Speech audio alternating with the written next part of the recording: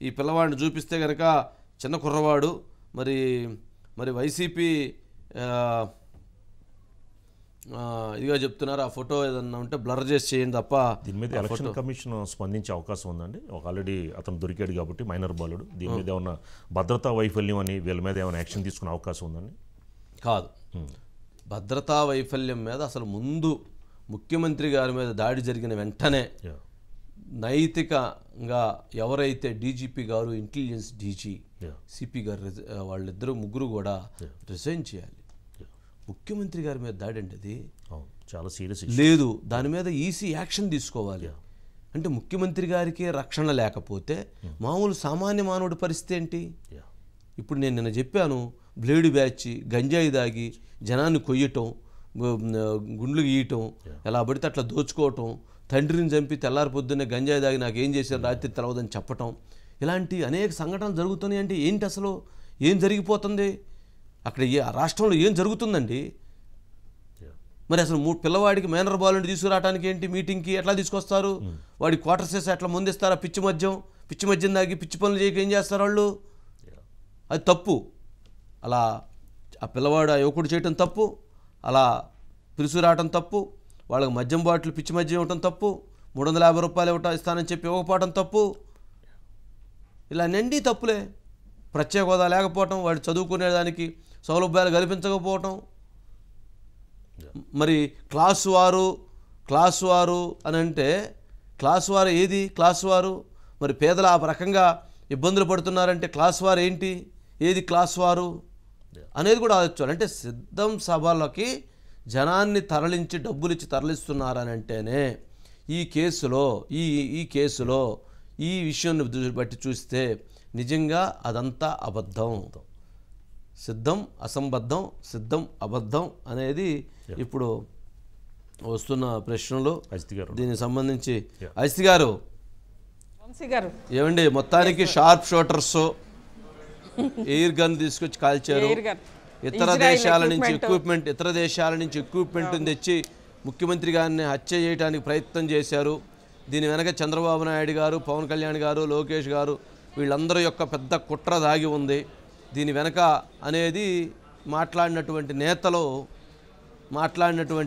ఉన్నారు. మరి చివరికి ఎవరైతే ఆ ప్రచారానికి తీసుకొచ్చినటువంటి వ్యక్తికి పిచ్చి మద్యం దాగి ఆ పని చేస్తుంటాడు.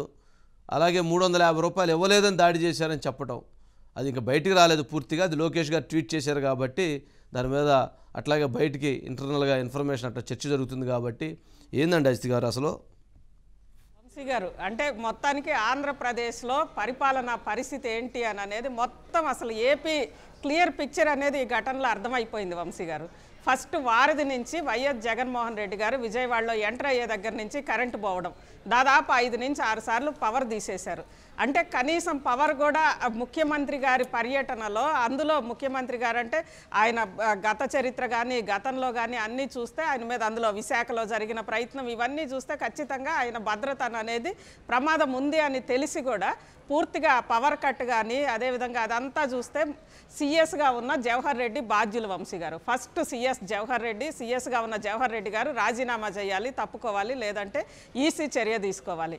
ఆ తర్వాత అక్కడ మొత్తం కూడా అంత చిమ్మ చీకట్లుగా ఉండి కనీసం అసలు ఇలా జరిగే అవకాశం ఉంది, ఇటు అందరికీ డబ్బులు పంచలేదు, మద్యం పంచి డబ్బులు పంచలేదు, వాళ్ళంతా అసహనంగా ఉన్నారు ఆ సభలో అని అనేది ఇంటెలిజెన్స్ పోలీసులకు ప్రతి ఒక్కళ్ళకి తెలిసిపోతుంది వంశీ గారు.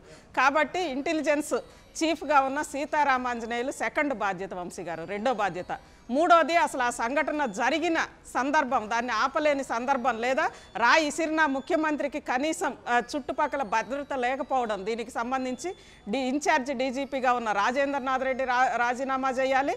అదేవిధంగా వెనక వైపు నిర్మానుష్యంగా ఉన్న దగ్గర కూడా కనీసం అక్కడ భద్రత లేకుండా, పోలీసులు లేకుండా ఉండడానికి విజయవాడ కమిషనర్ ఆయన కూడా రాజీనామా చేయాలి.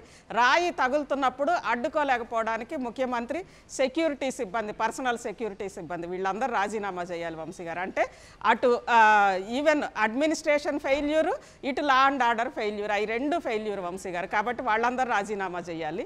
ఇక రెండో వైపు నిజంగా ఇది చాలా ప్రశ్నలు రేకెత్తిస్తుంది వంశీ గారు. ఎందుకంటే ఒక మైనారిటీ బాలుడు స్థానిక వడ్డెర బస్తీ విజయవాడ అని అంటే ఈరోజు మొత్తం ఆంధ్రప్రదేశ్లో సరే రాజధాని నగరంగా ఉన్న విజయవాడ ఇప్పటికీ రాజధాని నగరానికి సమీపమే, విజయవాడ భాగమే రాజధానిలో. రాజధాని నగరంగా ఉన్న చోట మనం తెలంగాణ రాష్ట్రంలో చూస్తున్నాం వంశీ గారు, ఎక్కడ ఎవ్వరి కార్యక్రమాలు పెట్టినా అధికారిక కార్యక్రమాలు డబ్బులు తీసుకొని ఎవరన్నా వస్తున్నారు అంటే వృద్ధులు వస్తున్నారు, లేదా మహిళలు వస్తున్నారు, గ్రామీణ ప్రాంతం వాళ్ళు వస్తున్నారు, లేదా పట్టణాల్లో ఉండే బస్తీల్లో ఉండే ఉపాధి లేని వాళ్ళు వస్తున్నారు. ఎక్కడా కూడా ఇక్కడ మనం తెలంగాణలో చూస్తే యువకులు లేదా టీనేజర్స్ డబ్బుల కోసం వచ్చిన వాళ్ళని ఎక్కడ చూడలేదు వంశీ గారు. అంటే కసిగా వచ్చారు. ఎక్కడైనా ఒక రకంగా డబ్బులు తీసుకోకుండా రావటం అంటూ లేదు. ఒక్క పవన్ కళ్యాణ్ గారి సభలకు తప్ప మిగిలినటువంటి వాటన్నిటికీ ట్రాన్స్పోర్టు, బిర్యానీ, ఎంతో కొంత ఆర్థిక రకమైనటువంటి సహాయంతో వస్తున్నారు.